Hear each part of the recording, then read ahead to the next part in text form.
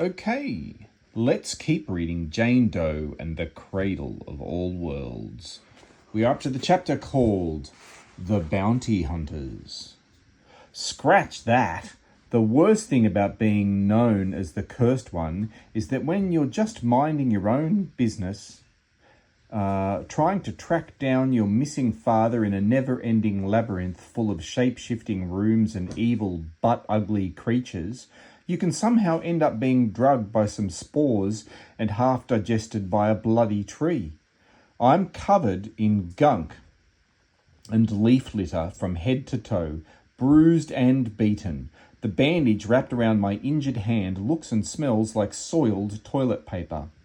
My muscles ache like crazy, but my cuts don't hurt a bit on account of the numbness. The only upside to being covered in the stomach sludge of a carnivorous plant, who would have thought? I'm in a cage with wheels again, but this one's made of metal and isn't being pulled by a horse. It's being pulled by the biggest goddamn guy I've ever seen. Even his muscles have muscles. He's shirtless and bald, and he's so tall his head almost touches the chandeliers. His bare feet sound like claps of thunder on the stone. He hasn't been whipped like Hickory, but another cracked prosthetic face dangles from his belt. I'm going to hug the first stranger I meet who doesn't have it in for me. I really am. My key is in his pocket. The jerk nicked it from mine as soon as he dumped us on safer ground and threw down his torch. I was too weak to stop him, to even lift a hand, but I saw the look on his face when he found the key. Triumph and wonder, and some kind of sadness too. He said something to me in a different language, something soft, even placed one of his massive hands on my shoulder and smiled. Then he threw us in a cage. Hickory's as filthy and beat up as I am. Shag of black hair like a bird's nest. He tried reasoning with the bounty hunter for the first hour or so. Told him they were on the same side and everything. Had the mask, but I lost it, he said. First to be given out. You taking us to the fortress? Huh? Big place, black gate, yes. Roth won't be happy you stuck me in a cage. You'll see. Was taking the girl there myself. Maybe we could take her in together, huh? The bounty hunter never said a word. Now Hickory's sulking in the corner, hands tied behind his back, same as mine. Honour's one of the few things you have left, huh? I whispered to him. Don't get pissy with me just because you trusted the wrong guy, he says quietly. He's right, of course. I should have known better. Me, of all people. Why? I ask him. Why didn't you just take the key and leave? What does Roth want with me? I was given the key. That doesn't mean I know anything about it. And I really was going to give it to you when we got to my dad back to Blue Haven. I wasn't lying. Hickory says nothing. Why side with Roth anyway? How long have you been working for him? And what? He wants it so he can find more gateways? You seriously reckon he'll hand it over to you once he's finished with it? He doesn't exactly sound like the sharing type. Then again, what do I know? I can't trust anything Hickory has told me, except for the stuff in the forest, when we were both high as kites and the truth seemed like a glorious thing. Where do you come from? I ask him. You remember? I know you do. Hickory's staring at the bounty hunter's back now, at Roth's cracked and dangling half-face. Wouldn't believe me if I told you, he says at last. He turns away. Lies on his side. Oh, maybe it's the way he was looking at the mask, but suddenly all I can think is, what if Hickory comes from the same world as Roth? Fine, I say, but I'm getting my boots back as soon as our hands are untied. Hickory kicks them off and nudges them towards me without turning over. They look mankier than a couple of squashed toads. All yours, he says. I decide to leave them be. The bounty hunter sticks to the main corridors. The cage is too wide to fit through any of the regular doors anyway. Hours seem to pass. We don't run into any unfriendlies, but they've certainly left their marks. Scattered bones, spent cartridge shells, torn scraps of leather and crumpled bits of tin.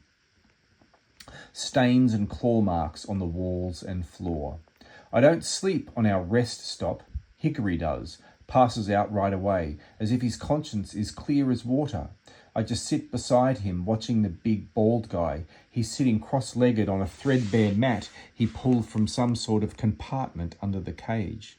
At first, he mumbled and hummed for a while, something soft and deep and sad. Now, he's shaving, gliding a dry blade across the curve of his head, down his cheeks, his chin.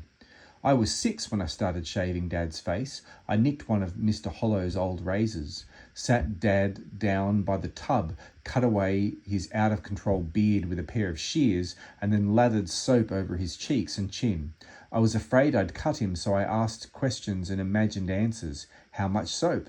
That much? Perfect. Do I hold it like this? No, like this. And I just drag it down like, whoops, sorry, smooth strokes, don't rush. Okay, smooth, sorry, this is hard. You'll carve my face off if you keep this up. Take your time, Jane. We have all the time in the world. And so we sat there on the stools, taking our time. Where is he now? What's he doing? I can't ignore the possibility that Hickory was telling the truth about him being taken prisoner. Or worse, that other thing he said. He's probably dead already. Please let me go. My words hang in the corridor, hollow and lifeless. I don't know what Roth wants with me. I don't know anything about the key. The bounty hunter strides up to the cage, reaches down into the compartment again and pulls out the old crinkled photograph of a smiling woman holding a baby. He talks to me, and although I still can't understand him, there's no mistaking the tone. Desperation, sorrow, part of it even sounds like an apology, and I understand. He doesn't want to do this. He hates being inside the manor as much as I do. He's just trying to get home to his family. You don't need to do this, I say. We can stop him. Roth. I don't know how, but I'm silenced by a door slamming somewhere ahead. Maybe the next corridor. The bounty hunter puts the photo back into the compartment and pulls out a whip, lets it trail behind him as he stomps off towards the sound. I don't waste a second. As soon as he disappears around the corner, I slam myself into the cage and kick Hickory awake. What? He mumbles. What's happening? He's gone, I say, but probably not for long. What's the plan? Hickory frowns at me. I'm guessing you always have a plan, Hickory. How do we get out of here? We, he says, like it's the dirtiest word ever invented. Yes, I say, we. I try hitting the door again, but the lock's too strong. Look, I hate you and you hate me, but we're in this together, whether we like it or not. Hickory takes a moment. Get back to you on that one. I start to protest, but he nods down the corridor. The bounty hunter's already coming back with something. No, someone slung over his shoulders. We've got us a free ride. Relax. Plenty of time to escape. The bounty hunter opens the cage and slings his latest catch inside. A guy roughly my size, I'd say. Boots, tight-fitting pants, and a long indigo cloak. Hood pulled down over his face, hands already tied behind his back. The bounty hunter locks the door again, glances at me, packs away his mat, picks up the chain and starts hauling the cage. Hickory nudges me with his knee, nods at the newcomer. I shuffle forward, reach out with my left foot and carefully lift the hood with my eyes. The guy has a big black scarf wrapped around his face and head, like those people you see in pictures walking through deserts. Only his eyes are visible, closed and long-lashed. Wait a second. I shuffle back, look at the shape of his body again. That's when I realise our new cell buddy isn't a guy, it's a girl. The Hall of 1,000 Faces. She's watching me when I wake up, cat-like hazel eyes fixed on mine. I sit up straight, clear my throat, wipe away the drool trailing down my chin. I'm not sure how long I've slept, how far we've travelled, but Hickory's asleep again. The bounty hunter's still hauling the cage, sweat shining on his shoulders under every passing candle. I wonder if I squirmed much in my sleep. Could the girl tell I was drowning with my parents, about to be taken by the tentacled monster with white fire eyes? Did I cry out with Dad when Mum disappeared? Did I make a noise when the dream shifted, when it became something more, and I went flying through those flooded corridors of the manor, down that waterfall into the cold, black whirlpool? Let go. Mum's voice came to me again, but I still can't figure out why. Hello, I say to the girl. Maybe I've spoken too quietly. Maybe she speaks a different language. All she does is narrow those eyes a fraction. I lean a little closer, speak slowly. My name's Jane Doe. What's yours? Oh, your name. Can you understand me? Nothing. I reckon she's about my age. I can see bits of dark hair beneath her scarf. She doesn't look frightened at all. Wary, yes, but not scared. And her eyes really are flat out pretty. The word just pops out, and Hickory's woken up just in time to hear it. He turns over, chuckling like a damn monkey. I don't even know if monkeys chuckle because I've only ever read about them in books, but if they do, I bet this is what they sound like. I tell him to shut up, and he does, right away. But not because of me. The bounty hunter's watching us. Nobody says a word for the next billion hours or so. I get pins and needles down my arms because they've been tied behind my back for such a long time. My skin isn't numb anymore. All my cuts and bruises ache again. I count doors to pass the time, dream up escape scenarios, grand exhibitions of strength and bravery, things that would impress the girl and show her I'm kind of almost woman who takes control. She's still watching me. Don't think she likes you, Hickory mutters, and I think he's right. I'm me, after all, Jane Creepy-Eyed Doe. What I need is a hat or something, one that says, not a monster, just misunderstood. I could wear it all the time. People like hats, right?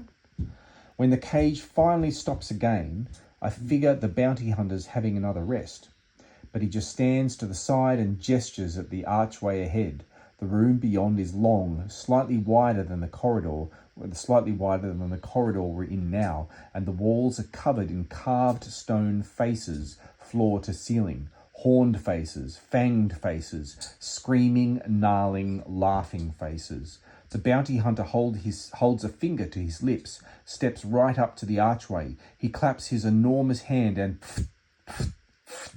the room comes alive. Darts shooting from the mouths on one side of the room to the mouths on the other. He yells, a quick burst of sound, and the darts shoot back. Another finger to his lips, and the meaning's clear. Don't make a sound. Before we can protest, he picks up the chain and hauls us slowly into the trap. The stone faces with their dart-hole mouths scroll by.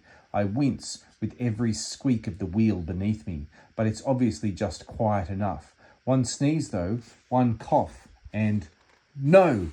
Hickory whispers 3/4 of the way across. I shush him. The girl kicks me because my shush is just as loud. The bounty hunter freezes. We all do. But the darts never come. The bounty hunter walks on, the cage resuming its slow squeak, squeak. Hickory nods frantically at the archway ahead. There's a mark above it, a blotch of paint on the stone, a 3-fingered leatherhead handprint. You'd think it'd be relief, clearing the booby trap and all, but the moment we're free, Hickory says, stop, don't, you can't take us there. The bounty hunter ignores him. Hickory snaps and throws his weight against the side of the cage. I wonder if this is all part of his escape plan, but then a cold lump grows in my throat. We're not there already, are we, at the fortress? You said we had plenty of time. He isn't taking us to the fortress, Hickory says. Not yet. He's taking us to... The bounty hunter shoves his fist into the cage, knocks Hickory out cold. Sit back, the girl tells me. Everything's under control. I stare at her, mouth gaping, and that's when the platoon of leatherheads storms through the corridor and surrounds the cage. When the bounty hunter holds Roth's prosthetic face high in surrender, when every gun turns on the girl, on Hickory, and on me.